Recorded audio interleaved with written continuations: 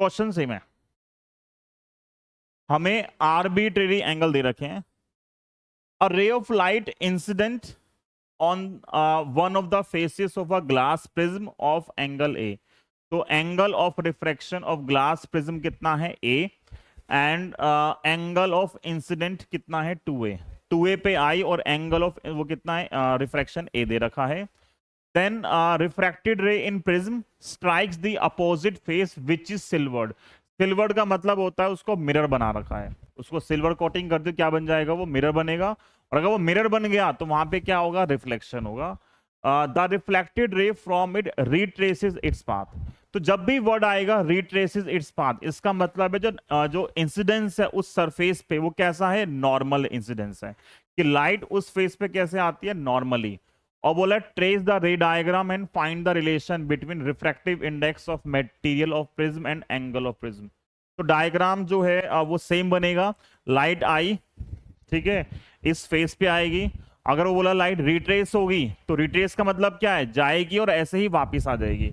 तो same diagram यहां बनाएंगे। एक डायग्राम लिया हमने, इस पे एक फेस पे लाइट आई,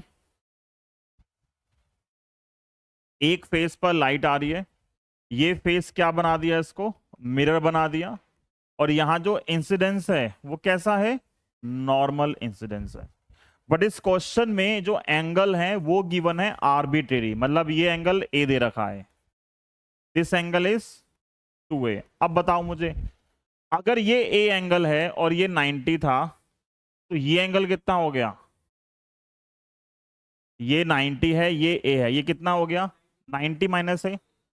अगर ये 90 माइनस ए है तो ये क्या बन गया, वापस ए बन गया, क्योंकि दोनों का सम कितना है, अगर ये ए था ये बन गया 90 minus A, 90 minus A plus this angle is 90, तो कब होगा, जब ये ए होगा। तो ये जो 2a है ये आई है और ये ए क्या है, आर है, ठीक है। और इस क्वेश्चन में रिफ्रैक्टिव इंडेक्स कुछ दिया है, क्या मानना है, नहीं दे रखा। अब आप एन मानो म्यू मानो, आपकी चॉइस है।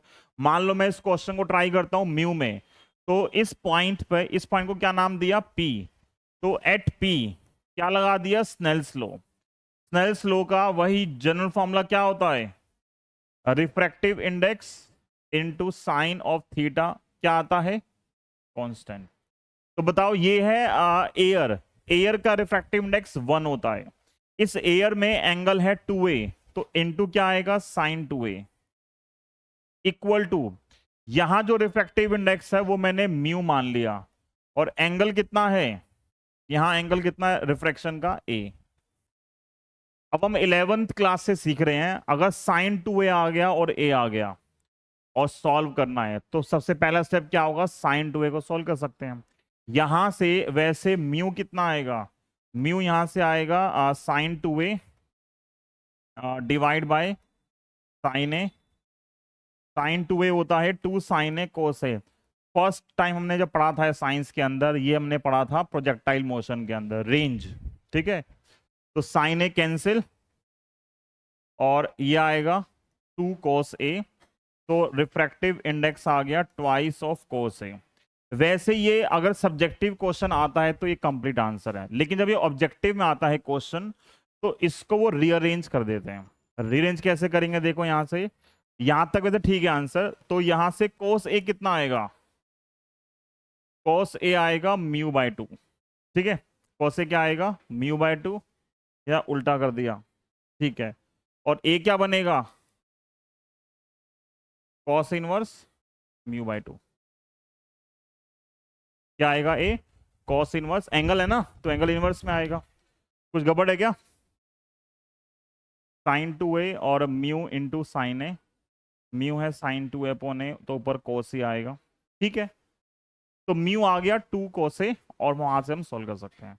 सब्जेक्टिव में इतना सफिशिएंट है आंसर, क्लियर है यहां तक, ठीक।